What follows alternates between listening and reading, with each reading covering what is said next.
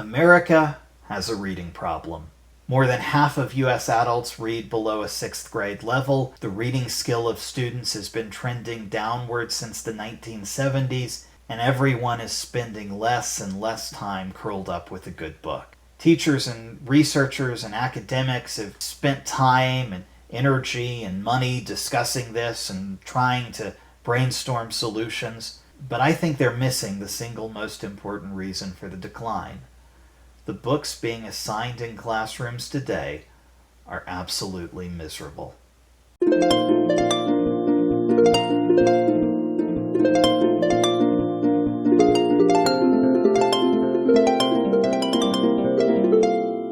Like most problems today, this one comes straight from the top, which in this case means higher academia. What I've got here is a list of the most commonly referenced books on the AP Literature and Composition test from 1971 to 2019. If you're not already familiar with this test, it's one that many high school students take in order to obtain college credit while they're still in high school. And because it's accepted by many colleges throughout the nation, this gives us a basic sense of what kinds of books are valued within modern academia. If you look at this list, I think there's one thing that nearly all of these books have in common, and that's that they are overwhelmingly, soul-suckingly depressing. All of these books that I've highlighted here are books that I think could reasonably be characterized as being fundamentally depressing. Now, you could argue with some of these, but I'll also point out that some of the books I'm not listing as depressing aren't exactly flowers and rainbows. Great Expectations and Jane Eyre have plenty of downer moments, and Huck Finn is among Twain's darker works. But the books here aren't just dark or tragic. They're also representatives of the most soul-sucking form of darkness. Most of them take the form of dry, miserable slogs through the drudgery of mundane life, and nearly every single one of them follows characters whose lives are defined by the social injustices they encounter. The overall sentiment these stories convey is that everyone is adrift in a cruel and unjust world, and there's nothing anyone can really do to improve their situation. Out of the vast breadth of human literary works, modern academia is only truly capable of celebrating an astonishingly narrow category of writing: realist fiction that expresses a sense of utter hopelessness.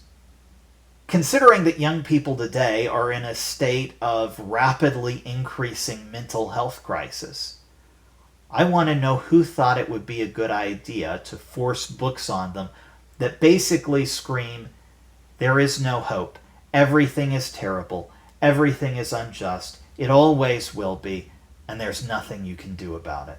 That's not a healthy message. And the fact that educators choose to actively push it on their students isn't just poor teaching. It's genuinely sick, and I mean that in the literal sense of the word. If your goal was to transform students into insecure, passive, unambitious adults who wallow in self-pity, I'm not sure you would change anything at all about this list. Don't get me wrong, no, there's nothing wrong with teaching Othello or Heart of Darkness or Antigone. But when that's the overwhelming emphasis of a curriculum, something has gone very badly wrong. The great sin of this list is one of omission as much as anything else. A proper literature curriculum should explore the full range of human emotions, not simply indulge in whatever neuroses happen to be prevalent within contemporary English departments. Where in this list are the stories that exemplify the spirit of human enthusiasm, curiosity, adventure, ingenuity, faithfulness, or camaraderie? Where are the creative works of fantasy like Lord of the Rings, Let in the Mist, or The Dream Quest of Unknown Kadath? Where is a single science fiction work by H.G. Wells, Jules Verne, Isaac Asimov or Ray Bradbury? Where are culturally critical works like Le Morte d'Arthur, The 1001 Nights, or Strange Tales from a Chinese Studio? Where are intellectually engaging works of mystery by the likes of Arthur Conan Doyle or Agatha Christie or Maurice LeBlanc? Of course, if you spend any time around a college English department, you already know the answer. All of these masterpieces I've just mentioned are contemptuously dismissed as being mere genre works, which is to say they fall into any genre of literature other than dry, mundane realism.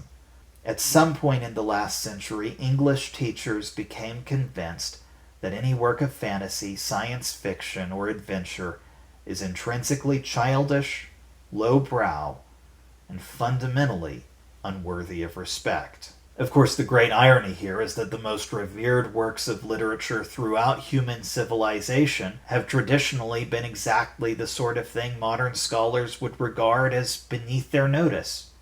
The Epic of Gilgamesh, the Iliad and the Odyssey, Beowulf, the Matter of France and the Matter of Britain, all of these works would surely be neglected by modern scholars if their importance hadn't already been recognized by previous generations. Now, tragic though all of this is, I don't want to leave you with the impression that everything is hopeless and miserable.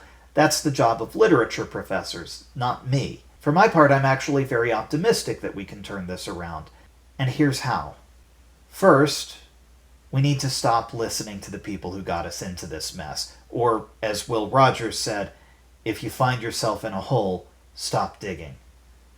All the English professors, teachers, textbook publishers, and other experts who are responsible for creating this mess have proven themselves entirely unworthy of our trust. Escaping this is going to mean a shift towards homeschooling, or at the very least, towards greater parental involvement in school curriculum choices. Second, we need to start giving children the sorts of fantastical and inspiring works of literary art that have been embraced by nearly all educated people right up until the last century. Boys and girls should be spending their time reading about brave struggles against mighty dragons, treacherous expeditions into the depths of space, and plucky role models who overcome the challenges set before them with a combination of perseverance and wit, not self-pitying diatribes about the futilities of modern life. Children, and especially boys, will be far more likely to enjoy and engage with literature if they are given books that seek to build them up rather than tear them down. This means it's time to reformulate the Western canon and discard all the damage that's been done to it by the past generations of scholars and instead create something that offers true, positive cultural value. Here at Journey with a Destination, we're working to do exactly this. We've recently published a 3-volume curriculum that's intended to introduce 7th graders to many of the world's most foundational medieval legends and detective stories. You can download the entire curriculum by going to our website. In the near future, we'll be releasing books for other grade levels, which will cover all different genres of literature, from horror and romance to satire and dystopia. Or if you'd rather go your own route, you can, of course, create your own personalized curriculum and collect whatever works of fiction might resonate best with you and your child. But whatever you do, make sure your child has access to the full wealth of literature that has been created over the past millennia, and not simply a narrow band of literature that's become overwhelmingly popular within the last few decades. Third, we should challenge children with books that are hard and fun. Because the books that are prioritized in colleges and high schools tend to skew heavily towards unpleasant, unenjoyable works of realism, students tend to get the impression that harder books mean books that are more boring or even more painful to read. Not painful in terms of difficulty, but painful in terms of subject matter. If everything above the 6th grade level is emotionally damaging, should we really be surprised that a majority of students stagnate before they ever reach that point? Of course, the reality is that some of the most fulfilling And enjoyable works of literature also happen to be some of the hardest.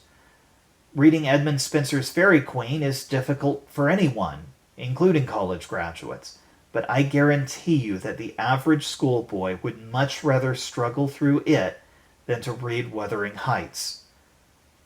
Give books to your children that will bring them satisfaction, and you will find that they are more than willing to wrestle with language that might otherwise seem too advanced. Help them learn which genres of literature they enjoy, and then find the best, most sophisticated examples of those genres that they're able to handle. Fourth, those of us who are parents or mentors need to read and be seen reading. We can tell children about the importance of reading all day long, but unless they see us demonstrate it by our actions, they won't ever believe it.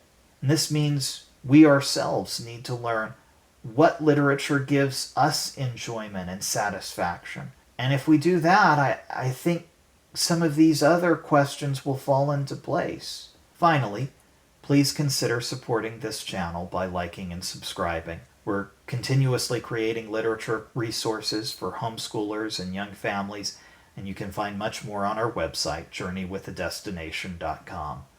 Thanks for watching, and we look forward to seeing you next time.